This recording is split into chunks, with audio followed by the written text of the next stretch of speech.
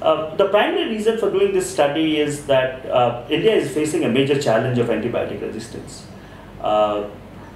We are home to multi-drug resistance tuberculosis. Studies show that a large number of infants die because of antibiotic resistance, and therefore, for the past few years, we have been working quite diligently on the issue of antibiotic resistance. If you remember, about a few years back, we tested antibiotics in honey, and we found that the honey that we were eating was contaminated with antibiotics. But later on, when we started looking at poultry industry, we found that a significantly higher amount of antibiotics are being used in poultry industry.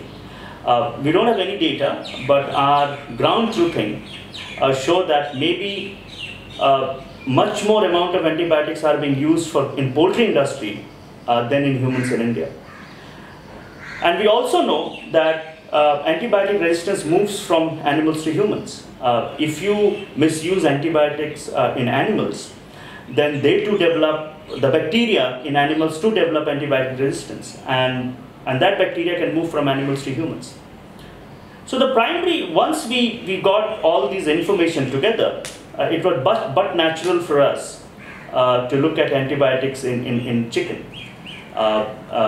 And therefore we did this study, first of all, to establish what is the level of antibiotics in chicken, how widely antibiotics are misused and overused in the poultry industry. And secondly, to see if there is any linkage between antibiotic use in chicken and the antibiotic resistance in humans. But let me say that this is the first stage of our study. We have many more stages to go.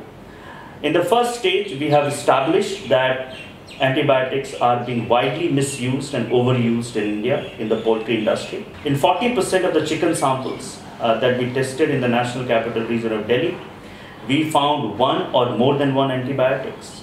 We found them in significantly higher quantity, and this shows that antibiotics are being indiscriminately used in the poultry industry in our country.